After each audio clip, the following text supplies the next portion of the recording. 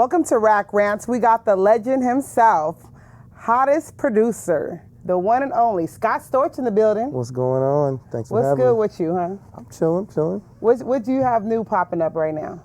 Everything. So what music are you working on currently? Oh, a lot of stuff. Currently, actually, I've been working with Dr. Dre Oh. on a number of projects, like, for his personal album. And Is his personal album ever going to come out? oh, yeah. When is I'm it? back in the fold. Of course it is. Yeah, that's true. When is it supposed to come out? There's no date, per se.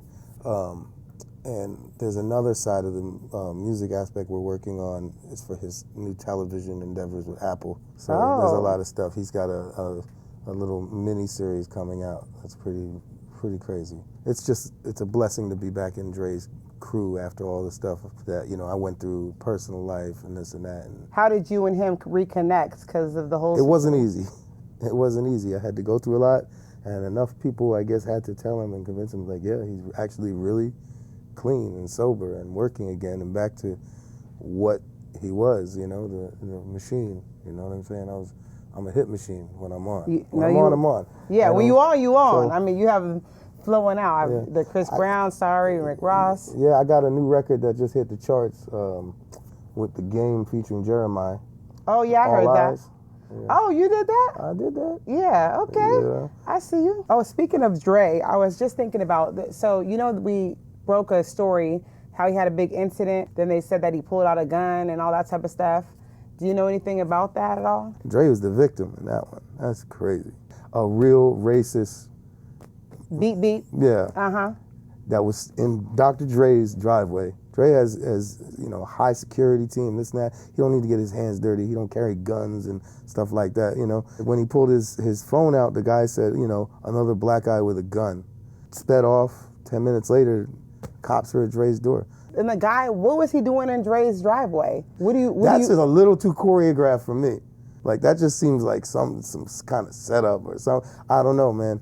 All I can say is it's not easy being a brother in the United States, even with $1 billion.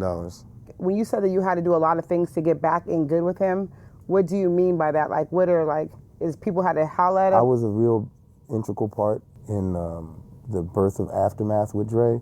And, the Chronic 2000, with M, with this, with that, with 50, and all these projects we took on, Eve, Gwen Stefani. He had a lot of loyalty and a lot of respect and love for me. And when I was up and I was getting high and more concerned with, chasing tail and doing drugs, and he still rode out with me, but so many times it just, I tainted and tarnished the relationship to the point where he don't need to be around that. He kind of washed his hands of me. Finally, a year ago, I got my stuff together, and I've been making leaps and bounds, and remaking my empire, and it's working very quickly. Yeah, no, it is. You're back on, like you did. When that. I'm on. But I did that, and I'm a little more powerful now because now I'm wifed up. My girl Florence has been a rock for me and helped get me sober, and when you. I know I love Florence. She wanted to make sure. She's like, oh, honey, guess what, boo-boo? Yes, Coke is done because I am making sure it's done. No, that's cool, and she definitely inspired me to get clean, but every day I am the one that has to make the choice. I'm light years away from that. I'm not like, they say people are drug addicts forever, and like you could be around me, it's not going to bother me. I served my time with that, and it turns me off just thinking about the smell of what that is. But what's so messed up is, I'm not saying no names about anybody, but I see so much and so many real legendary people right now messing around with that stuff, and all I can tell them is there's no happy ending with it. Mm-hmm. Period. You could be on top of the world, huge superstar, whoever you are, and I'm directing this sword at somebody without saying names. Forget about that. It's getting you nowhere. It's going to take everything away. You had like about 70 million at one time? Yeah. And then you blew, you said, I made 70 million in my career. Yes. But I had a lot of millions and ran through a lot of millions and in a short amount of time. And sometimes, for me, it wasn't just the drugs. It was the combination of particular women and drugs. And, having been locked up in the studio for 10 years before I even was socially like on the scene or anything like that or in the clubs. You know, I got into the limelight with certain people and got on cameras and got addicted to that life and the fast life, and it was cool for the first 6 months, but then it's just, you're chasing the dragon, you know? And then now you see it, you said that you don't even like the whole smell of it and that thing, so you I'm don't, done with it. But I will smoke some weed all day long. you don't think that that could be like a gateway though to relapse at all? No, it's a completely different thing. In my days of doing cocaine, that was the last thing I was doing. It was Jack Daniels and cocaine. Before that, it was just weed. And I'm back to that, and it works for me. I can sit in the studio for hours and hours, and I'm vibing. I'm, you know, good spirits. I even eat edible marijuana, all that stuff. Is there anyone else who like helped motivate you to stay sober? My daughter, my 3-year-old, my son, Steven, 24-year-old. Any other celebrities at all that reached out to you and just said like, I want to help you out, Scott, you the man? You know what I'm saying? Yeah, there's been, I mean, you know, there's a few people that have always been ride or die for me. The Game is one of them. Rick Ross is for sure one of them. Chris Brown. Unfortunately, there's a lot of people that have amnesia when it comes to like what you've done for them in their careers, and never really once asked me if I'm all right. Speaking of which, Chris Brown's been having a lot of different troubles and, of course, different situations. Have you been at all like try to reach out to him just to see if everything was like, okay, where you at with it, you know, and just different things? I love Chris, and he just needed to take his ass back in the studio and get back to work, and just, you know, take it back to the Chris I know. A lot of really people that I think that have forgotten who I am or what I've been through, and actually just the magnitude of what I've done for this industry in the music world, redefining music. Like they're gonna get definitely a chance to remember. I'm actually in the process right now of doing a Scott Storch movie, a life story movie, and Scott Bernstein, the guy that produced Straight Outta Compton, is producing it. Oh wow, Yeah, really? Ryan Phillippe is portraying me as my character for a 10-part limited docuseries. Wow, that's amazing. So yeah. And when do you start that up? And before I say that, I mean, the script is already done. It's already in motion.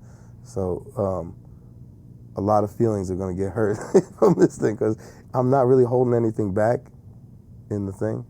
It's a pretty accurate portrayal of everything. It was one of the craziest things I've ever had to do, was sit in a room with a writer and a writing team and just go through everything as far back as I can remember in my life, all the way up to now. And every heart-wrenching story had me laughing, crying, everything. It was crazy. Evoked a lot of crazy stuff.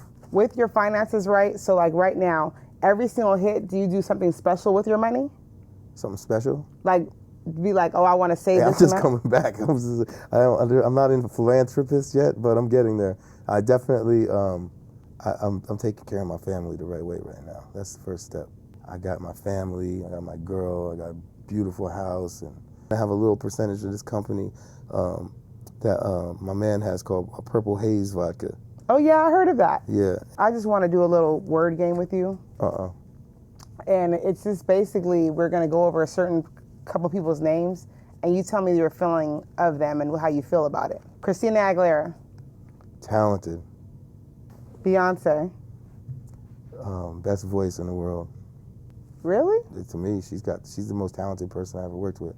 Her range, stupid. Dang. Yeah, she's the illest to me. Wow. I worked with them all, every single one. I've been in the studio with Patti LaBelle. I've been seeing everybody sing. Everybody Mariah. I'm just telling you right now, my personal opinion, Beyonce is the end-all, be-all of our generation. She's Aretha Franklin, time 10. Jay-Z. Jay-Z, he's the one. He's the best rapper of all time to me. Kanye West. Kanye West, he's a survivor, and he's a fashion icon to me, and one of the best producers of all time. Justin Bieber. Justin Bieber he's dope. He pushed the envelope, and definitely he's the epitome of blue-eyed soul. Chris Brown. Chris Brown, superstar. Scott Disick. He's a wild dude. He's a wild dude.